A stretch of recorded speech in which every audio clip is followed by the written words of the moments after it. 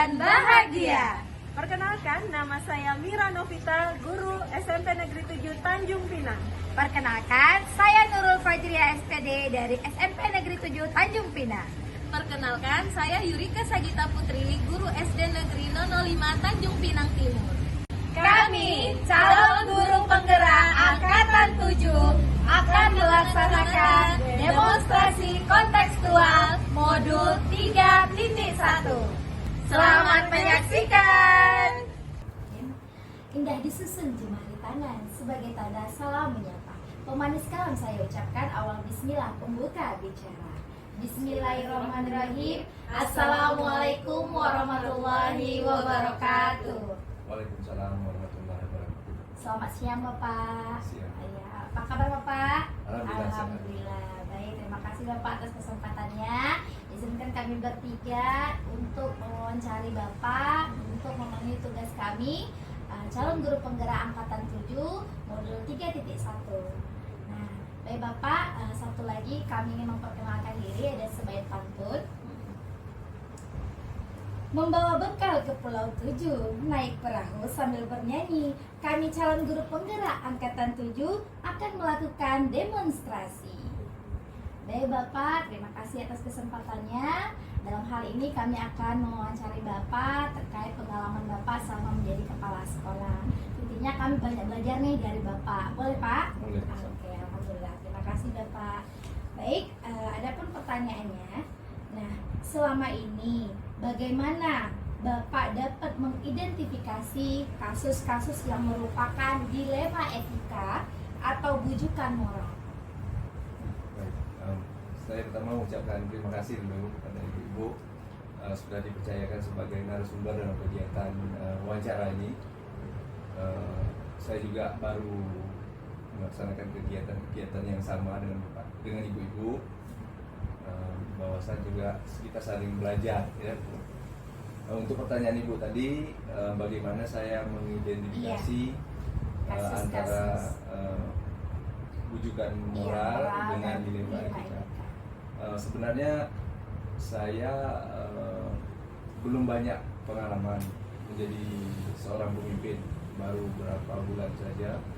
Namun ada satu pengalaman yang luar biasa yang belum pernah mungkin semua kepala sekolah atau pimpinan menghadapi suatu permasalahan yang satu ini. Saya boleh sebutkan? Permasalahannya itu adalah menutup atau tidak mengaktifkan sekolah. Jadi inilah yang pertama saya pertimbangkan, apakah ini adalah suatu dilema etika ataupun bujukan moral. Di mana di sini saya temukan, ini saya bulatkan bahwa ini adalah dilema etika, karena di sini mengandung kedua-keduanya benar.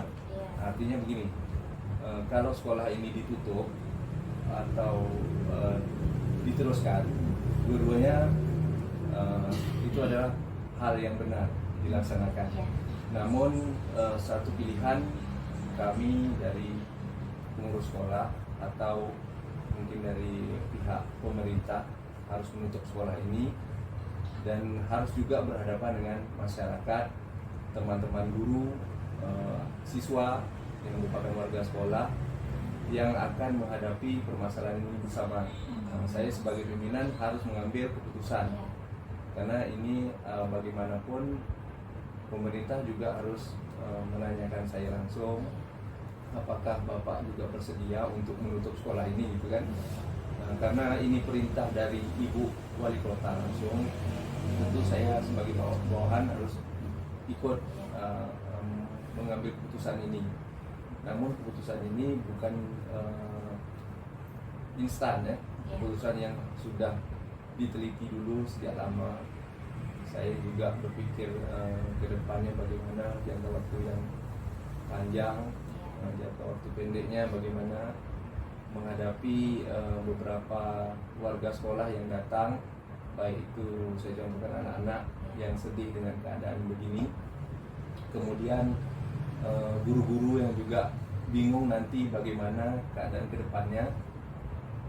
Satu lagi masyarakat yang bahkan tidak menerima kalau keputusan kami menutup sekolah ini, sekolah yang dulu bukan sekolah ini ya.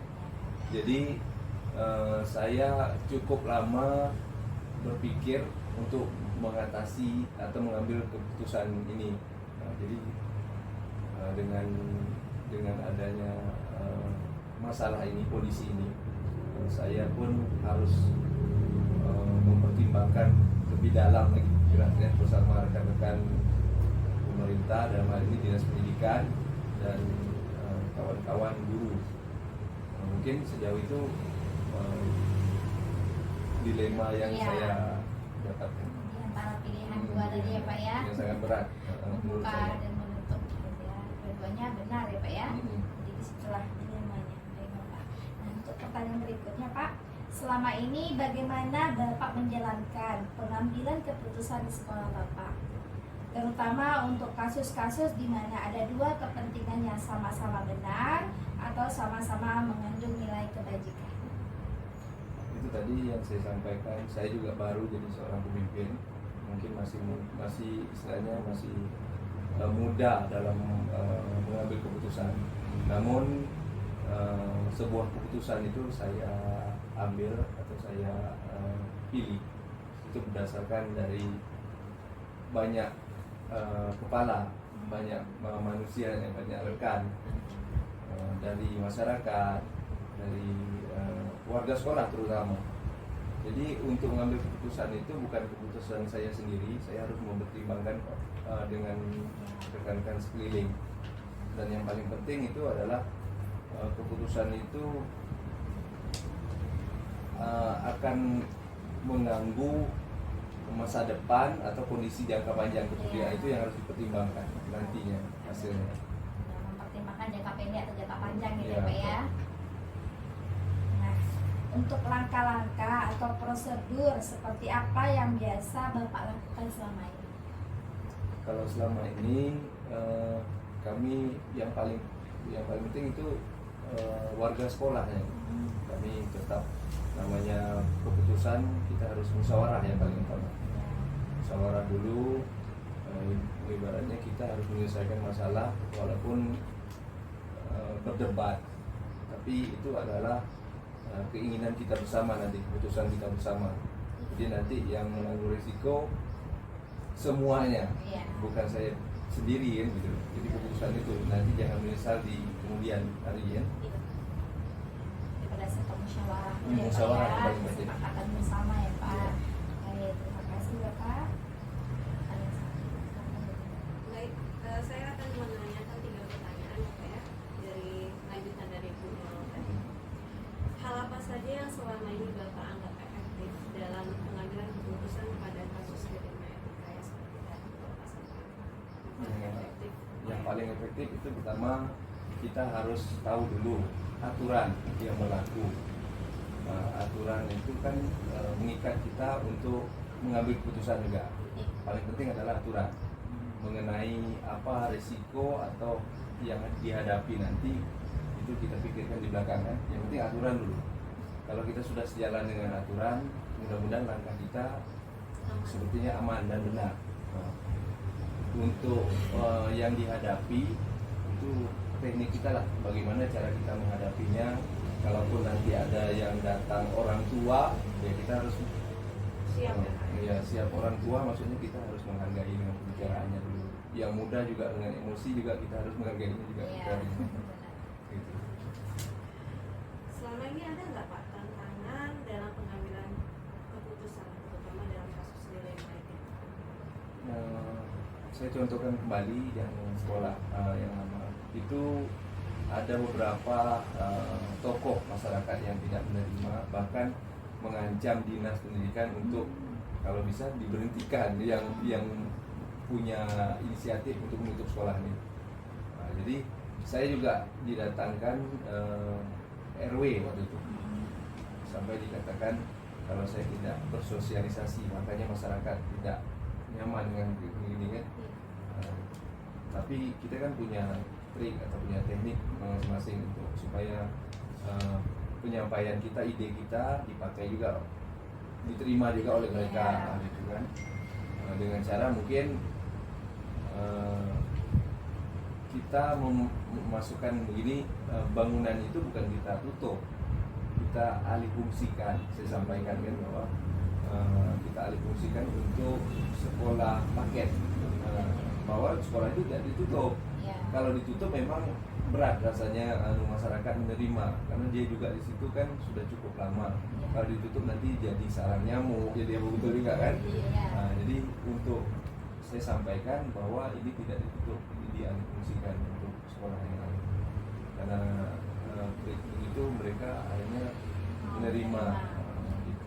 Salah satunya itulah. Berarti tadi Bapak mengalami ancaman ya, Betul. ancaman dari RT RW dan tokoh masyarakat yang ada di sekitar situ ya Pak.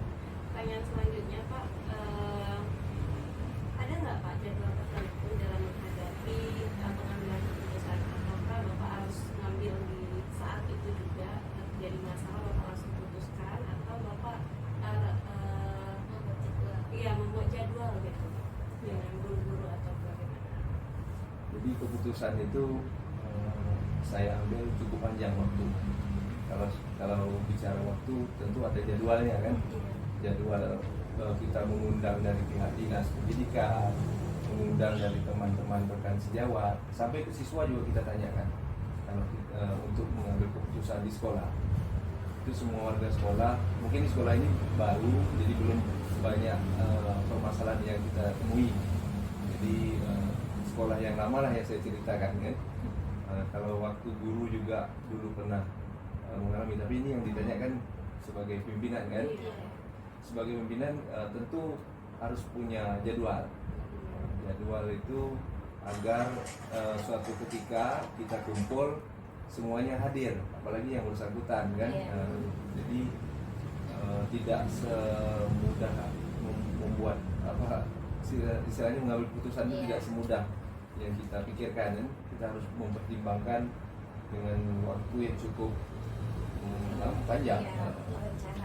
Kecuali kalau memang keadaannya darurat. Darurat ya, urgent gitu langsung di tempat ya Pak ya. Kalau misalnya anak jatuh atau apa kan, anak jatuh, ya mau tak mau kita harus ambil keputusan cepat. Nah, walaupun itu salah nanti keputusannya, mungkin kan kita dalam keadaan cepat kan. Kalau salah nanti kita ambil lagi keputusan yang lain. Ya, Selanjutnya akan dilanjutkan. Baik Bu Mira. Ini Pak, pertanyaan selanjutnya lanjutan dari pertanyaan Bu Nurul dan Bu Mira. Adakah seseorang gitu Pak atau faktor-faktor yang selama ini mempermudah atau membantu Bapak dalam pengambilan keputusan yang pernah Bapak dalam pengambilan keputusan, saya sendiri harus punya fakta, harus punya bekal lah untuk menentukan keputusan. Jadi kan saya sendiri harus menemui siapa saja yang bersangkutan dalam permasalahan ini. Contohnya dengan siswa. Siswa kan ramai di sekolah. Bukan satu atau dua orang aja yang kita tanyakan atau kita diskusikan atau kita musyawarahkan. Kita ambil apa permasalahannya. Jadi menurut saya semua orang yang bersangkutan dalam permasalahan itu adalah orang yang membantu kita dalam menyelesaikan masalah. Berarti semua orang yang dalam permasalahan itu terlibat ya. Terus faktor-faktornya bisa dengan tadi fakta-fakta yang terjadi di lapangan. Iya betul. Pertanyaan selanjutnya Pak, dari semua hal yang sudah Bapak sampaikan, yang sudah Bapak ceritakan kepada kami tadi, pembelajaran apa kira-kira yang atau pengalaman apa yang bisa Bapak ambil dari pengalaman Bapak mengambil keputusan? Yang paling utama adalah kesabaran. Sabar dan tahan sedikit emosi. Kadang-kadang orang yang punya masalah ini dia memancing amarah kita. Kalau sudah marah, permasalahan tak akan terselesaikan. Jadi kuncinya kalau menurut saya, apa aja masalahnya, sabar dulu. Kalau bisa kita hindari dulu emosi panasnya dulu. Kita hindari dulu, kita cari tempat yang dingin, kita atur. Jadi kesabaran lah untuk menyelesaikan masalah menurut saya. Baik Pak, jadi tadi pelajaran yang bisa kita ambil itu kesabaran ya Pak dalam menghadapi semua masalah yang kita hadapi.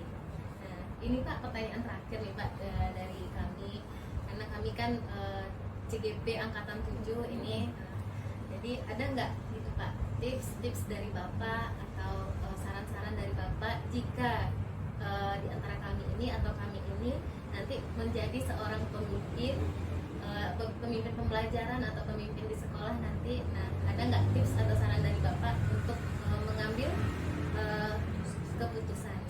Ya.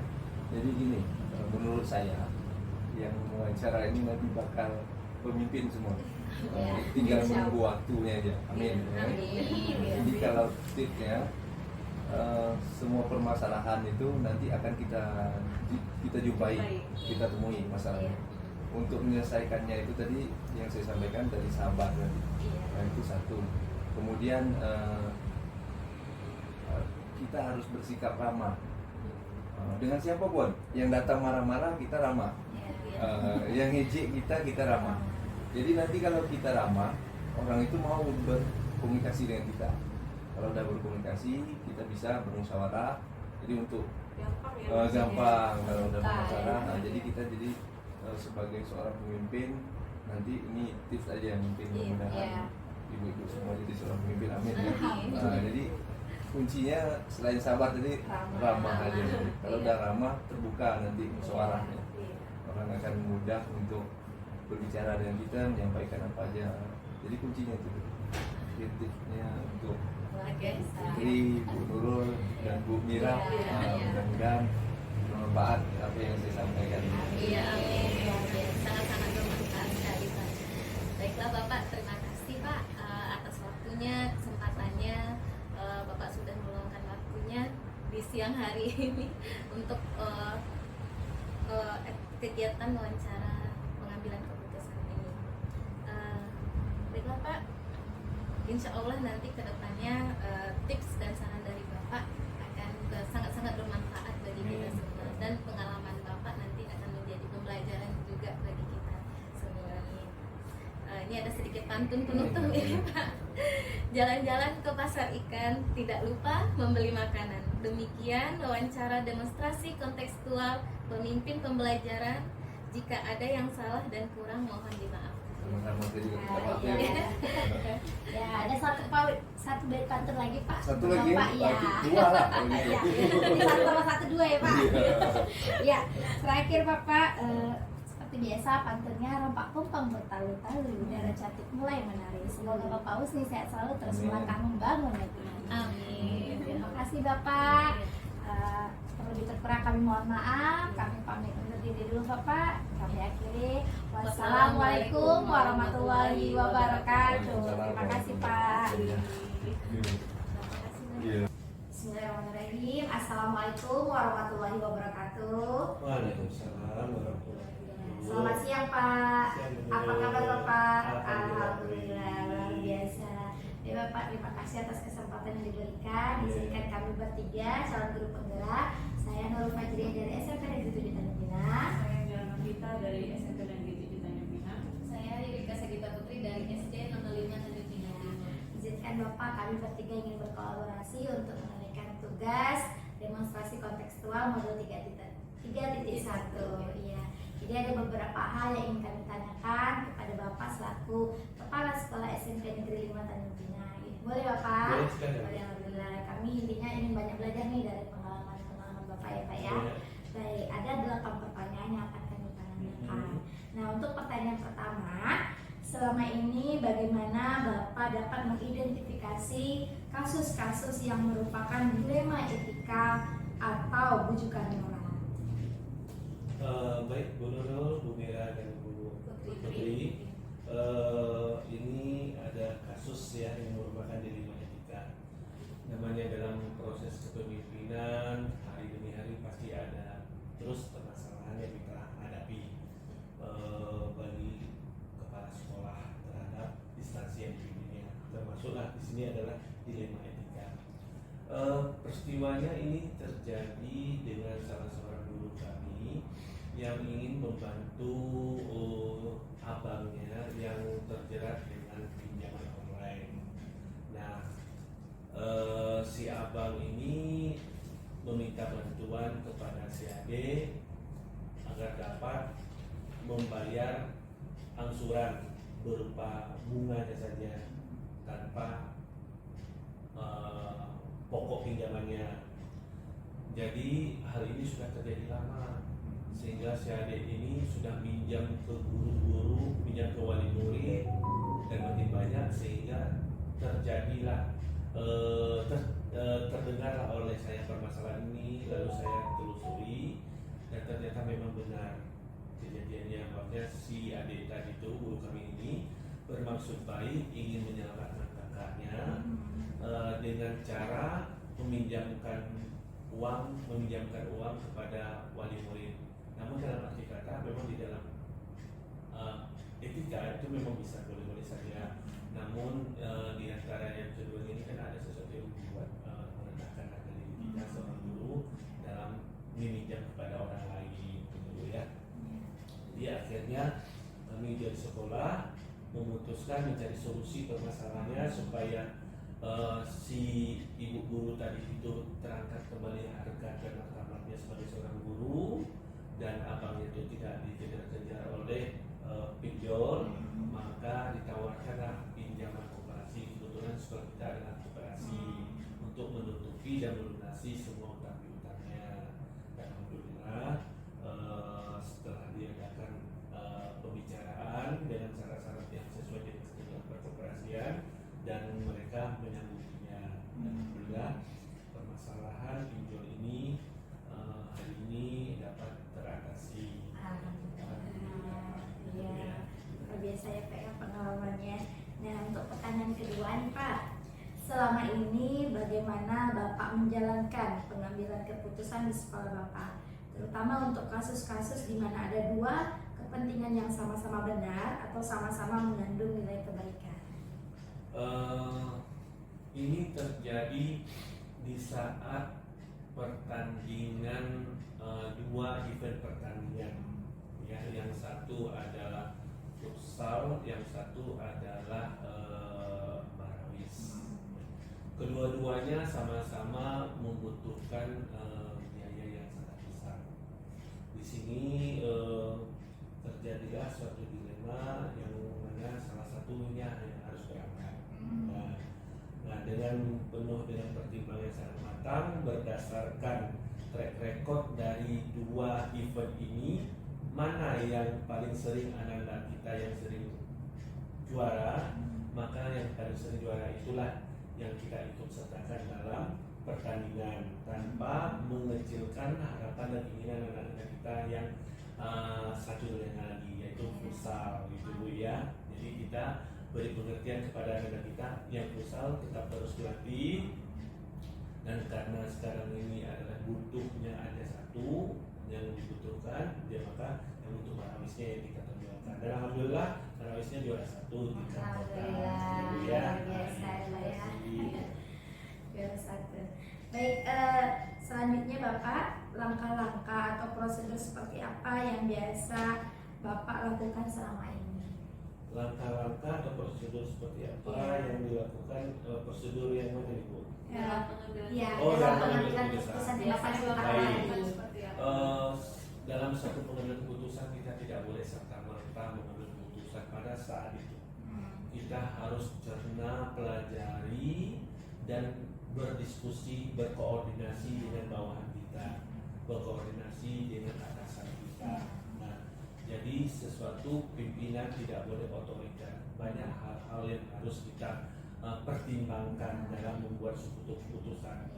Pak kata pepatah mengatakan seorang pemimpin yang bijak itu adalah saat mengambil keputusan bagaikan menarik benang dalam tepung, rambut dalam tepung, rambutnya tidak putus, benang tepungnya tidak berserakan. Nah itulah Bu ya, itu prinsip yang selalu saya jaga di saat mengambil sebuah keputusan. Saya secara cermat dan detail mempelajari dan menganalisa permasalahan yang akan terjadi dan berkoordinasi dengan pihak-pihak yang terkait.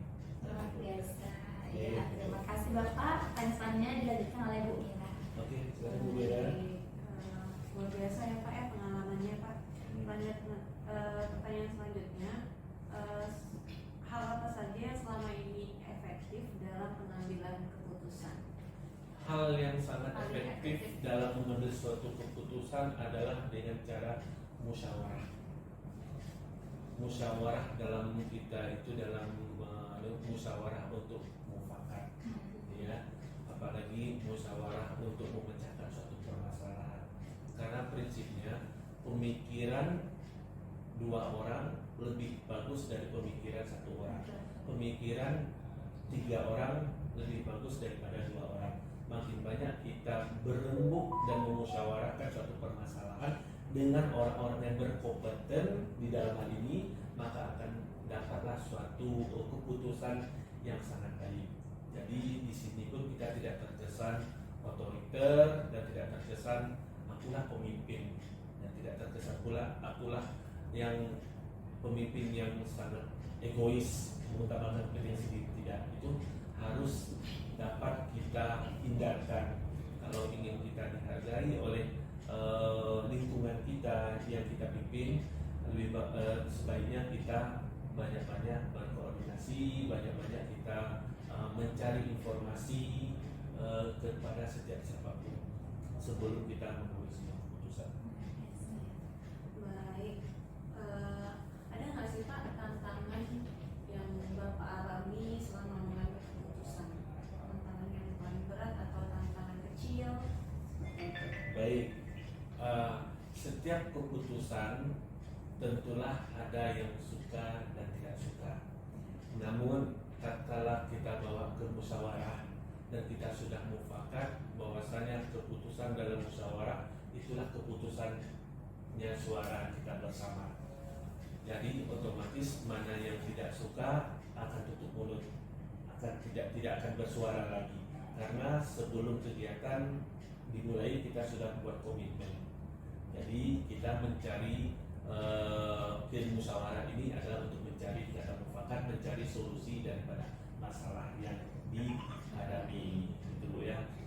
Memang tidak semuanya lah yang bisa kita dapat penuhi setiap keinginan para guru atau TU, namun kita kan berambil suara terbanyaknya, gitu ya. Tadi di awal Bapak bilang tidak boleh mengambil keputusan pada saat itu juga. Apa ada jadwal tertentu Pak saat mengambil keputusan? Di saat terjadinya suatu permasalahan, kita tidak boleh serta-merta mengambil keputusan sesaat itu juga. Namun kita harus analisis dulu, analisa dulu kondisinya dan lakukan tindakan yang tepat. Ya, dicontohkanlah ada suatu keputusan yang hari itu juga harus dilakukan di saat proses belajar mengajar. Ternyata plafon ruangan jatuh sehingga menimpa si anak murid. Nah, itu kan enggak mesti kita harus menunggu waktu lama. Di saat itulah kita mengambil keputusan yang sangat tepat. Apa yang kita perlukan dahulu sekarang ini? Tentu menangani korbannya dulu, untuk mencari, untuk menyelamatkan, memberikan pertolongan. Jadi kalau kita kepala sekolah, apakah kita kepala sekolah yang pergi? Tidak.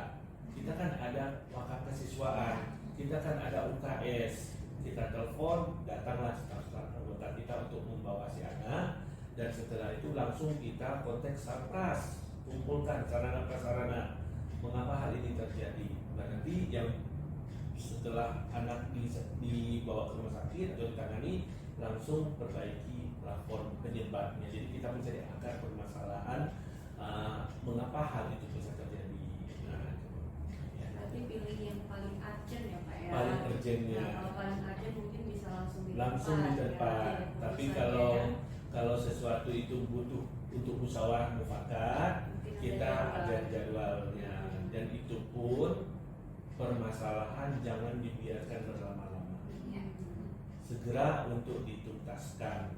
Nah, dalam segera itu bukan berarti serta-merta saat itu juga, belum tentu. Tentu kita akan mencari sumber-sumber, kita harus mendengar dua belah pihak yang lain untuk mencari sebanyak informasi.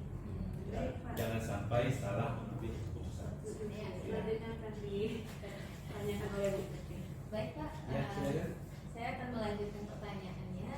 Adakah seseorang atau pihak-pihak lain yang Baik, dalam mengambil keputusan yang tadi saya katakan itu, saya selalu mengambil suatu bentuk koordinasi. Ada beberapa orang yang saya minta untuk minta bantuan untuk pendapat, arahan. Kalaulah permasalahan itu koridornya udah terlalu berat, tentu saya berkoordinasi dengan atasan saya yaitu dinas pendidikan.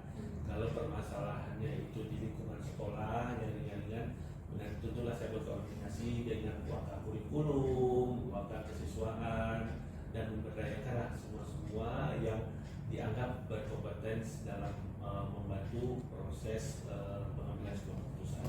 Iya. Baik Pak, tadi dari yang sudah semua yang Bapak sampaikan dari awal sampai akhir tadi itu sangat menarik sekali Pak, sangat banyak pengalaman yang kami dapatkan untuk Bapak, pembelajaran yang kami dapatkan dari Bapak. Nah, dari semua hal yang sudah Bapak sampaikan tadi, kira-kira menurut Bapak apa yang pembelajaran apa yang paling penting bisa kita ambil dari pengalaman Bapak? Satu, yaitu berpikir kritis, cepat tanggap, dan selalu berkoordinasi. Itu. Jadi kalau kita seorang pemimpin itu tidak berpikir kritis dan cepat tanggap, maka akan terjadilah sesuatu yang hal yang tidak diinginkan. Kita tidak tahu apa kebutuhan di lapangan, kita tidak tahu bagaimana kondisi di lapangan, dan kita serba tidak tahu. Itu bukanlah seorang pemimpin yang diharapkan oleh pemerintah kita. Pemimpin yang diharapkan adalah pemimpin yang peka terhadap lingkungan, peka terhadap kebutuhan siswa, peka terhadap kebutuhan guru dan TU. Jadi dalam arti kata itulah kita harus berpikir kritis, tanggap, dan selalu berkoordinasi. Baik Bapak, terima kasih. Terakhir nih Pak, ini ada nggak tips untuk kami gitu kan Pak, selaku calon guru penggerak angkatan 7, jika misalnya nanti kami juga berkesempatan menjadi seperti Bapak, Amin. menjadi kepala sekolah, ada nggak itu tips dari Bapak, saran-sarannya? Oke. Satu, mengendalikan emosi. Pengendalian emosi yang harus tetap kita jaga, yang harus tetap kita jaga dan terus kita bina dan terus memacu kompetensi kita setiap saat, ya. Nah, hal inilah yang membuat kita lebih bisa beda dengan orang lain. Dalam mengambil keputusan haruslah bisa berpikir.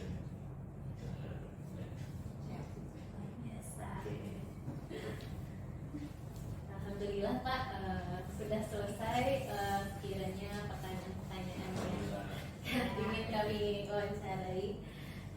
Terima kasih juga Pak tips dan saran-sarannya untuk kami. Insya Allah sangat bermanfaat sekali bagi kami. Dan kami juga banyak belajar dari pengalaman yang sudah Bapak lalui, dari permasalahan-permasalahan yang pernah Bapak hadapi. Alhamdulillah Pak, sedikit pantun penutup nih dari saya Pak, mewakili teman-teman. Jalan-jalan ke pasar ikan, tidak lupa membeli makanan. Demikian wawancara demonstrasi kontekstual pemimpin pembelajaran. Jika ada yang salah dan kurang, mohon dimaafkan. Ya. Luar biasa Pak, terima kasih ya Pak atas kesempatan yang diberikan, luar biasa sangat memotivasi kami ya. Terima kasih, kami akhiri. Kami terima kasih Pak. Assalamualaikum warahmatullahi wabarakatuh. Bismillahirrahmanirrahim. Assalamualaikum warahmatullahi wabarakatuh. Waalaikumsalam warahmatullahi wabarakatuh. Selamat pagi Ibu. Alhamdulillah. Nah Ibu, izinkan kami berempat. Saya Nur Fajriah, Saya Nur Asifah. Saya Reni Madina. Kami berempat Ibu, calon guru penggerak angkatan 7, ingin melakukan wawancara untuk kepala sekolah SMP 7 dan Pinang, khususnya untuk memenuhi tugas kami demonstrasi kontekstual modul 3.1 pengambilan keputusan berbasis nilai-nilai kebajikan sebagai pemimpin. Jadi kami izin Ibu untuk bertanya, ada 8 pertanyaan yang insya Allah akan kami bagi-bagi berempat. Kami mungkin banyak belajar sama Ibu yang sudah banyak pengalamannya menjadi kepala sekolah. Izin Ibu ya, kami bertanya. Nah, untuk pertanyaan pertama, selama ini bagaimana Ibu dapat mengidentifikasi kasus-kasus yang merupakan dilema etika atau bujukan moral? Terima kasih atas kesempatan yang diberikan oleh Ibu. Mudah-mudahan ini nanti dapat membantu agar tercapai apa yang menjadi tujuan Ibu semua. Jadi untuk mengidentifikasi berarti kita harus melihat dulu kasusnya itu seperti apa. Kalau yang etika berarti ada hubungannya dengan tata cara ya, bagaimana dalam menyelesaikan suatu masalah tersebut, atau melihat bagaimana masalah tersebut apakah dia merupakan suatu masalah yang berhubungan dengan etika yang ada di kehidupan kita. Kemudian kalau moral itu kan lebih ke karakter ya. Jadi kita lihat dulu permasalahan yang mana itu merupakan kasus yang ada kaitannya dengan kebiasaan-kebiasaan atau di kehidupan kita, atau akan menyangkut dari karakter moral dari si pelaku atau yang menipu tersebut. Berarti kita melihat dulu dari apakah itu dilema atau moral ya Bu ya. Jadi Ibu bisa mengidentifikasi salah satunya ya. Untuk pertanyaan selanjutnya Ibu, selama ini bagaimana Ibu menjalankan pengambilan keputusan di sekolah Ibu? Nah, terutama untuk kasus-kasus di mana ada dua kepentingan yang sama-sama benar atau sama-sama mengandung nilai kebajikan. Jadi kita lihat dulu. Jadi apa maksudnya kan berarti keputusan yang sama-sama benar tapi harus diambil salah satu, gitu ya. Atau kita lihat dulu ini permasalahannya. Kalau memang skala prioritas ya, mana yang lebih penting, kemudian mana yang lebih memberikan manfaat, maka itulah yang akan kita ambil terlebih dahulu. Berarti dari dia dari skala prioritas ya dia manfaat Pembesaran ini dengan bersama ada dia.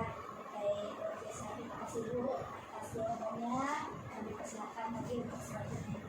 Baik Bu, pertanyaan selanjutnya, langkah-langkah atau prosedur seperti apa yang biasa Ibu lakukan selama ini dalam hal menyelesaikan dilema etika?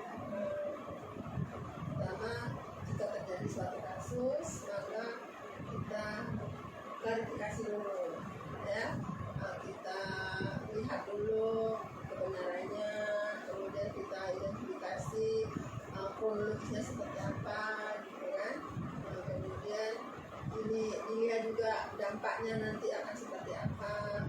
Secara perlahan-lahan kita berkomunikasi dulu dengan baik. Kalau memang bisa diselesaikan dengan secara kekeluargaan, kita selesaikan.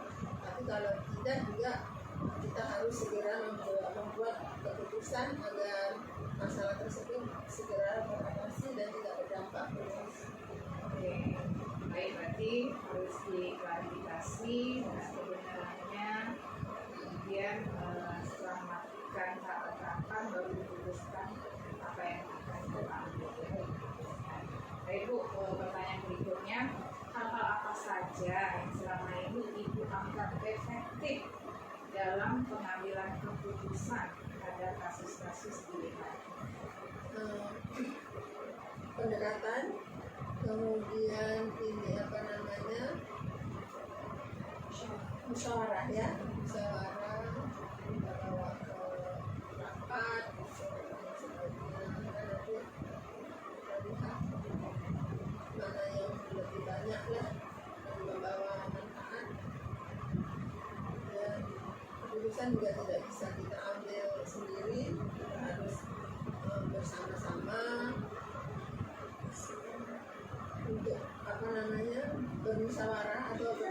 elemen yang lain dalam mengambil suatu keputusan, sebab kalau sesuatu itu kita ambil sendiri sebagai pemimpin, maka tidak ada hal-hal yang kegagalan atau keberhasilan, maka seolah-olah itu hanya dari satu sisi. Tapi kalau berdasarkan musyawarah, berarti itu sudah kita sepakati bersama. Kalau ada keberhasilan, berarti keberhasilan kita bersama. Kalau ada kegagalan, berarti itu kegagalan bersama. Tidak saling menuduh dan tidak saling menyalahkan.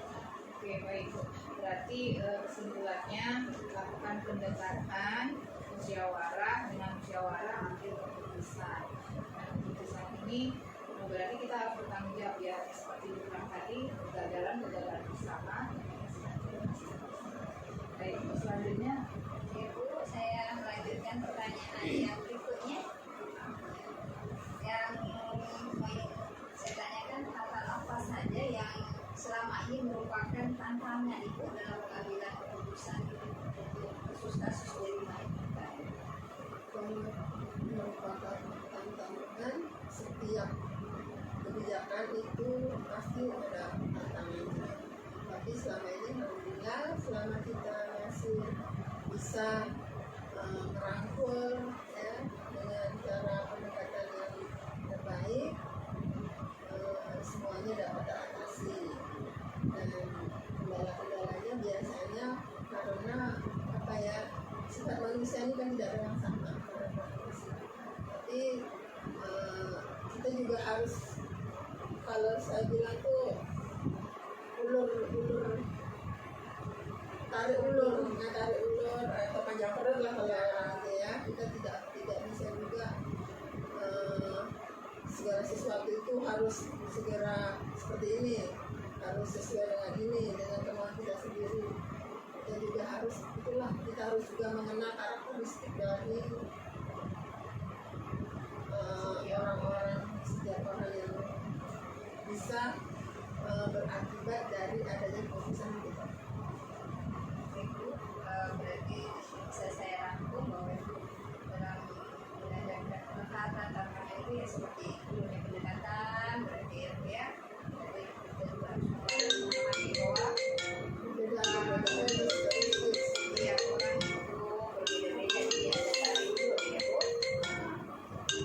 Ibu, yang pertanyaan berikutnya, apakah Ibu memiliki sebuah tata kelola atau jadwal tertentu dalam menyelesaikan kasus di Lima Etika? Atau apakah Ibu langsung menyelesaikan di tempat, atau ada jadwal untuk menyelesaikannya, atau bentuk atau prosedur seperti apa yang dijalankan?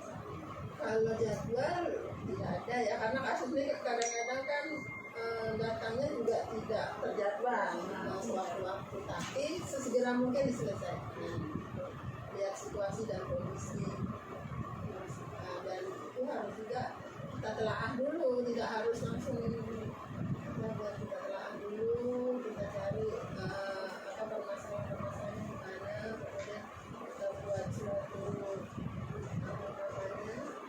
suatu uraian atau kebijakan-kebijakan yang nantinya akan dibuat suatu kesimpulan sebagai keputusan.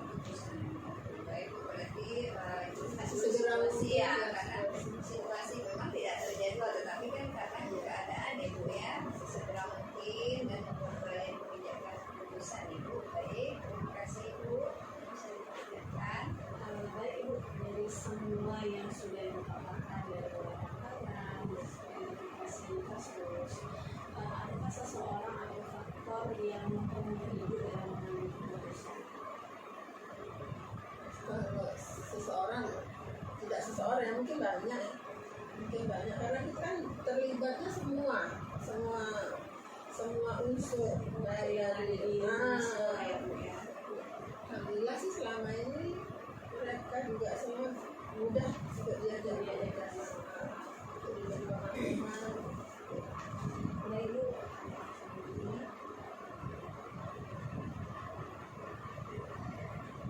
dari semua hal yang telah disampaikan, pembelajaran apa yang dapat Ibu petik dari pengalaman Ibu dalam mengambil keputusan di pengalaman. Berarti kita sebagai manusia itu tidak boleh, apalagi dari pemimpin pemimpin ya, tidak boleh kasarnya itu tidak boleh arogan gitu ya, tidak boleh harus seperti ini, harus ikut aku, harus seperti aku gitu. Jadi bukan kemauan kita sendiri, karena suatu organisasi itu tidak mungkin hanya pengendali itu aja yang bisa menyelesaikan masalah kita, karena dia berhubungan dengan semua elemen, maka kalau bisa kerjasama yang baik itulah yang harus kita lakukan. Tidak egois. Saya tidak boleh egois, tidak boleh otoriter. Baik, Karakteristik. terima kasih Ibu. Baik, itu tadi percakapan atau wawancara kami bersama Ibu Rahmawati, Guru Kepala SMP Negeri 7 Tanjung Priok. Kami akhiri, wabillahi taufiq wal hidayah. Wassalamualaikum warahmatullahi wabarakatuh. Waalaikumsalam warahmatullahi wabarakatuh. Terima kasih. Terima kasih.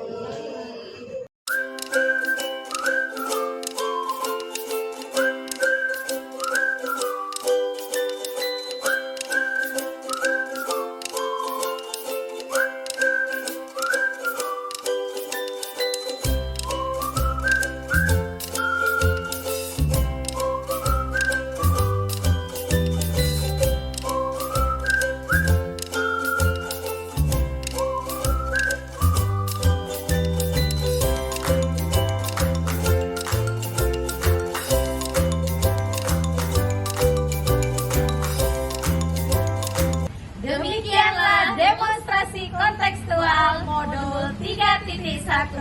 Semoga bermanfaat.